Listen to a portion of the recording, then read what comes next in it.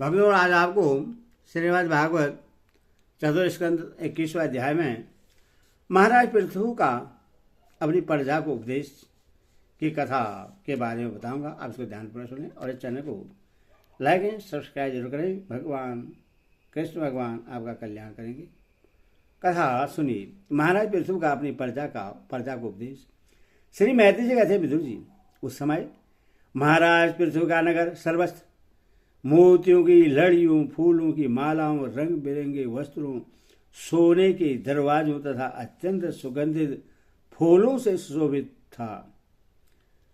उसकी गलियां, चौक तथा सड़कें चंदन और अर्घज के जल से सेज दी गई थी तथा उससे पुष्प, अक्षत, फल, युवाकुर, खिल और दीपक आदि मांगलिक द्रव्यों से सजाया गया था।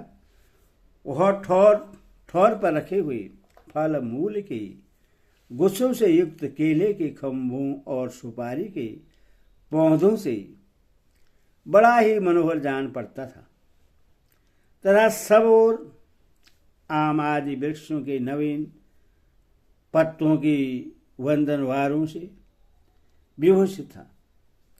जब महाराज ने नगर में प्रवेश किया तब दीपक, उपहार और अनेक प्रकार की मांगलिक सामग्री लिए हुए प्रजाजनों ने तथा मनोहर कुंडलों से सुशोभित सुंदरी कन्याओं ने उनकी आगवानी की। शंख और दुंदुभी आदि बाजे बजने लगे। ऋतुसुगण भी ध्वनि करने लगे। बंदेजनों ने स्तुति गान आरंभ कर दिया। यह सब देख और सुनकर भी उन्हें किसी प्रकार का अहंकार नहीं हुआ। इस प्रकार बीरबल पृथु ने राजमहल में प्रवेश किया। मार्ग में जहां तहां पूर्ववासी और देशवासियों ने उनका अभिनंदन किया। परम यशस्वी महाराज ने भी उन्हें प्रसन्नता पूर्व अभिष्ट देकर संतुष्ट किया। महाराज पृथु महापुरुष और सभी के पूजनीय थे। उन्होंने इसी प्रकार के अनेकों उदार कर्म करते हुए पृथ्वी का शासन किया और अंत में अपने विपुल यश का विस्तार कर भगवान का परम पद प्राप्त किया। सूर्य कहते हैं, मुनिवर सौनक जी, इस प्रकार भगवान मैत्री के मुख से आदिराज पृथु का अनेक प्रकार के गुणों से संपन्न और गुणवानों के द्वारा प्रसिद्ध विस्तृत सुयश सुनकर परम भागवत विदुर जी ने उनका अभिनंदन करते हुए कहा। विदुर जी बोले, ब्राह्मणों ने पृथु का अभिषेक किया। समस्त देवताओं ने उन्हें उपहार दिए। उन्होंने अपनी भुजाओं में भीष्मी तेज को धारण किया और उससे पृथ्वी का दोहन किया। उनके उस पराक्रम से उच्छृंग रूप विषय भोगों से ही आज भी संपूर्ण राजा तथा लोकपालों के सही समस्त लोग इच्छानुसार जीवन निर्वाह करते हैं। भला ऐसा कौन समझदार होगा जो उनकी पवित्र कीर्ति सुनना न चाहेगा? अथवा अभी आप मुझे उनके कुछ और भी पवित्र चरित्र सुनाइए। श्री मैत्री जी ने कहा, साधु श्रेष्ठ विदुर जी, महाराज पृथु गंगा और यमुना के मध्यवर्ती देश में निवास कर अपने पुण्य कर्मों की सही की इच्छा से पारबंध बस प्राप्त हुए भोगों को ही भोगते थे। ब्राह्मण वंश और भगवान के संबंधी विष्णु भक्तों को छोड़कर उनका सातों द्वीपों के सभी पुरुषों पर अखंड एवं अबाध शासन था। एक बार उन्होंने एक महाशस्त्र की दीक्षा ली। उस समय वहां देवताओं, ब्रह्म ऋषियों और राजर्षियों का बहुत बड़ा समाज एकत्रित हुआ। उस समाज में महाराज पृथु ने उन पूजनीय अतिथियों का यथा योग्य सत्कार किया और फिर उस सभा में नक्षत्र मंडल में चंद्रमा के समान खड़े हो गए। उनका शरीर ऊंचा, भुजाएं भरी और विशाल, रंग घोरा, नेत्र और कमल के समान सुंदर तथा अरुण वर्ण, नासिका सुगण, मुख मनोहर स्वरूप, शोभ्य कंधे ऊंचे और मुस्कान से युक्त दंत पंक्ति सुंदर थे। उनकी छाती चौड़ी, कमर पर पिछला भाग स्थूल और उधर पीपल के पत्ते के समान सुडौल तथा बल पड़े हुए होने से और भी सुंदर जान पड़ता था। नाभि भंवर के समान गंभीर थी। शरीर तेजस्वी था। जंघाएं सुवर्ण के समान दीप्तिमान थी तथा पैरों के पंजे उभरे हुए थे। उनके बाल बारीक, घुंघराले, काले और चिकने थे। गर्दन शंख के समान उतार चढ़ाव वाली और तथा रेखाओं से युक्त थी और वे उत्तम बहुमूल्य धोती पहने और वैसे ही चादर ओढ़े थे। दीक्षा के नियमानुसार उन्होंने समस्त आभूषण उतार दिए थे। इसी से उनके शरीर के अंग प्रत्यंग की शोभा अपने स्वाभाविक रूप में सर्वस्त्र झलक रही थी। वे शरीर पर कृष्ण मृग का चर्म और हाथों में कुशा धारण किए हुए थे। इससे उनके शरीर की कांति और भी बढ़ गई थी। वे अपने सारे नित्य कृत्य यथाविधि संपन्न कर चुके थे। राजा पृथु ने मानो सारी सभा को हर्ष से श्राभूर करते हुए अपने शीतल और स्नेहपूर्ण नेत्रों से चारों ओर देखा और फिर अपना भाषण प्रारंभ किया। उनका भाषण अत्यंत सुंदर, विचित्र पदों से युक्त, स्पष्ट, मधुर, गंभीर एवं निःशक्त था। मानो उस समय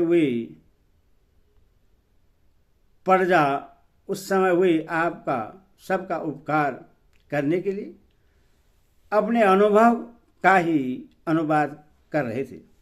राजा पृथ्वी ने कहा, सज्जनों, आपका कल्याण हो।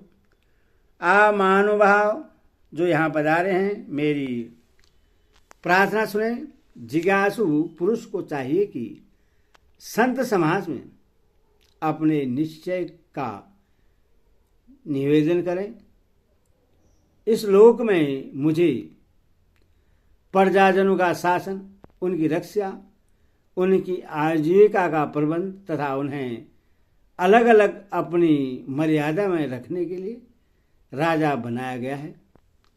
अतः इनका यथावत पालन करने से मुझे उन्हीं मनोरथ पूर्ण करने वाले लोगों की प्राप्ति होनी चाहिए जो वेदवादी मुनियों के मतानुसार संपूर्ण कर्म के साक्षी श्री हरि के प्रश्न होने पर मिलते थे। जो राजा प्रजा को धर्म मार्ग की शिक्षा न देकर केवल उससे कर वसूल करने में लगा रहता है, वह केवल प्रजा के पाप का ही भागी होता है और अपने ऐश्वर्य से हाथ धो बैठता है। अथवा फिर प्रजाजन अपने इस राजा का परलोक में हित करने के लिए आप लोग परस्पर दो दृष्टि छोड़कर हृदय से भगवान को याद रखते हुए अपने अपने कर्तव्य का पालन करते रहिए, क्योंकि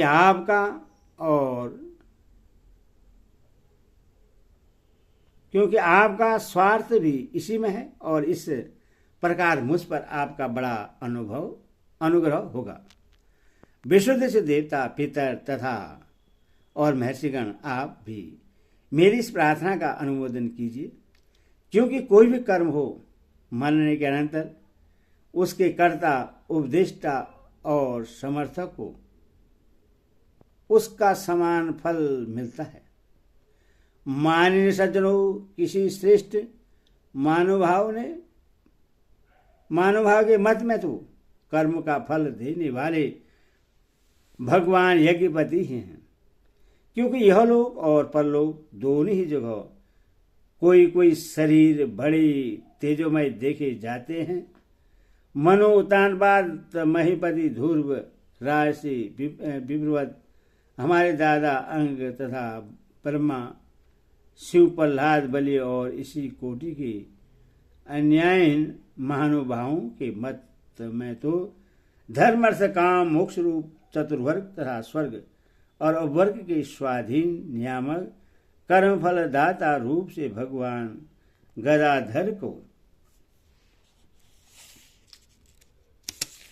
गदाधर की आवश्यकता है ही। इस विषय में तो केवल मृत्यु के दोहित्र वैन आदि कुछ सोचनी और धर्ममूढ़ लोगों का ही मतभेद है, अथवा उसका कोई विशेष महत्व नहीं हो सकता। जिनके चरण कमलों की सेवा के लिए निरंतर बढ़ने वाली अभिलाषा उन्हीं के चरण नख से निकली हुई गंगा जी के समान संसार ताप से संतप्त जीवों के समस्त जन्मों से संचित मनोबल को तत्काल नष्ट कर देती है। जिनके ही चरण तल का आश्रय लेने वाला पुरुष सब प्रकार से मानसिक दोषों को धो डालता तथा वैराग्य और तत्व साक्षात्कार रूप बल पाकर फिर इस दुखमय संसार चक्र में नहीं पड़ता, और जिनके चरण कमल सब प्रकार की कामनाओं को पूर्ण करने वाले हैं, उन प्रभु को आप लोग अपनी आजीविका की उपयोगी वर्णाश्रमोचित अध्यापनादि कर्मों तथा ध्यान स्तुति पूजादि मानसिक वाचिक एवं शारीरिक क्रियाओं के द्वारा भजें। हृदय में किसी प्रकार का कपट न रखें तथा यह निश्चय रखें कि हमें अपने अपने अधिकारानुसार इसका फल अवश्य प्राप्त होगा।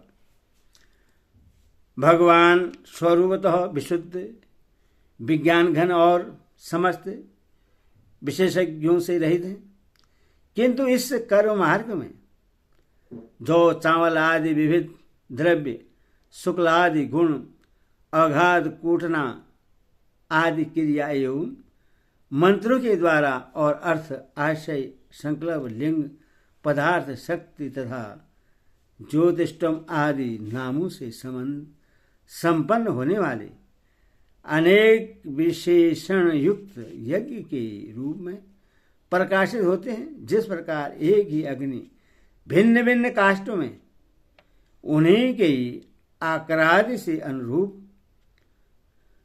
भासती है, उसी प्रकार वे सर्वव्यापक प्रभु परमानंद स्वरूप होते हुए भी प्रकृति काल वासना और अदृष्टि से उत्पन्न हुए शरीर में विषयाकार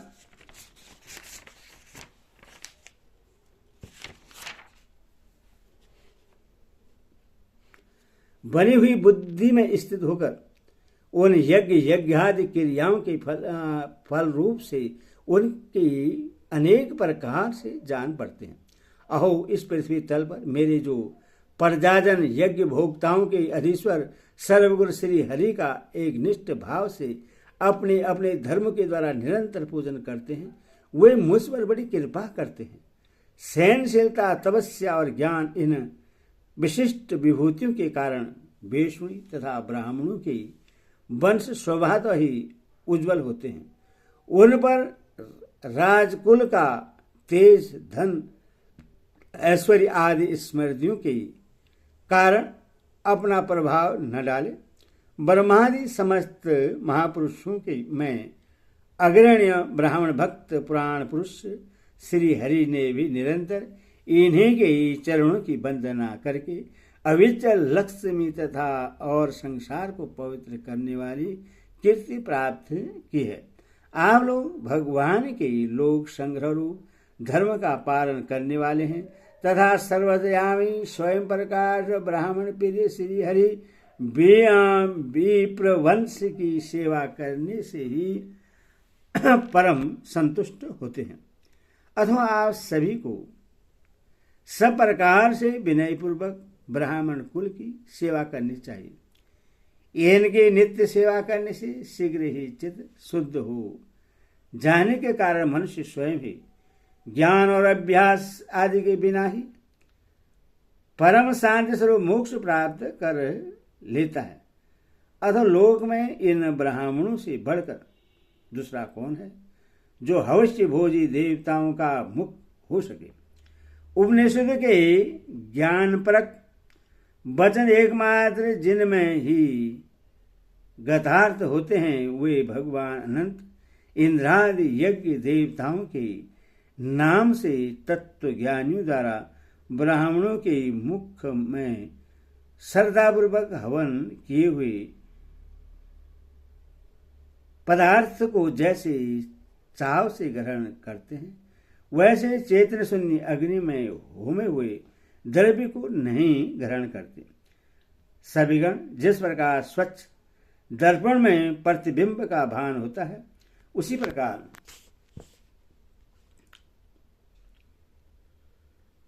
जिससे इस संपूर्ण प्रपंच का ठीक ठीक ज्ञान होता है उस नित्य शुद्ध तथा सनातन ब्रह्मा वेद को जो परमार्थ तत्व की उपलब्धि के लिए सर्वदा मंगलमयी आचरण स्वाध्याय विरोधी वार्तालाप के त्याग तथा संयम और समाधि के अभ्यास द्वारा धारण करते हैं उन ब्राह्मणों के चरण कमलों की धूलि को मैं आयु पर्यटन अपने मुकुट पर धारण करूं क्योंकि उसे सर्वदा सिर पर चलाते रहने से मनुष्य के सारे पाप तत्काल नष्ट हो जाते हैं और संपूर्ण गुण उसकी सेवा करने लगते हैं। उस गुणवान शील संपन्न कृतज्ञ और गुरुजनों की सेवा करने वाले पुरुष के पास सारी संपदाएं अपने आप आ जाते हैं। अतः मेरी तो यही अभिलाषा है कि ब्राह्मण कुल गौवंश और भक्तों के सहित श्री भगवान मुझ पर सदा प्रसन्न रहे। श्री मैत्री जी कहते हैं महाराज पृथ्वी का यह भाषण सुनकर देवता पितर और ब्राह्मण आदि सभी साधुजन बड़े प्रसन्न हुए और साधु साधु यो कहकर उनकी प्रशंसा करने लगे। उन्होंने कहा पुत्र के द्वारा पिता पुण्य लोक को प्राप्त कर लेता है और श्रुति यथार्थ है। पापी बहन ब्राह्मणों के इस शाम से मारा गया था फिर भी इनके पुण्य बल से उसका नरक से निस्तार हो गया। इसी प्रकार हिरण्यकशिपु भी भगवान की निंदा करने के कारण नरकों में गिरने वाला ही था कि अपने पुत्र प्रहलाद के प्रभाव से उन्हें पार कर गया। वीरवर पृथ्वी जी आप तो पृथ्वी के पिता ही हैं और सब लोगों के एकमात्र स्वामी श्री हरि में भी आपकी ऐसी अभिचल भक्ति है इसीलिए आप अनंत वर्षों तक जीवित रहें। आपका शिवस बड़ा पवित्र है। आप उदार कीर्ति ब्राह्मण देव श्री हरि की कथाओं का प्रचार करते रहें। हमारा बड़ा सौभाग्य है आज आपको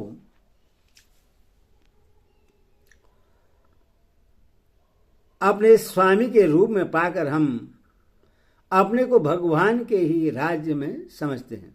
स्वामी अपने आश्रितों को इस प्रकार का श्रेष्ठ उपदेश देना आपके लिए कोई आश्चर्य की बात नहीं है क्योंकि अपनी प्रजा के ऊपर प्रेम रखना तो करुणामयी महापुरुषों का स्वभाव ही होता है।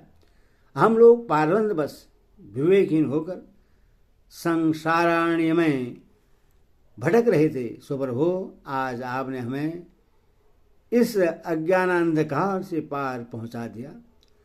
आप शुद्ध सत्यमयी परम पुरुष हैं जो ब्राह्मण जाति में प्रविष्ट होकर क्षेत्रों की और क्षेत्रीय जाति में प्रविष्ट होकर ब्राह्मण की तथा दोनों जातियों में प्रतिष्ठित होकर सारे जगत की रक्षा करते हैं। हमारा आपको नमस्कार है। हरि ओम तत्सत। हरि ओम।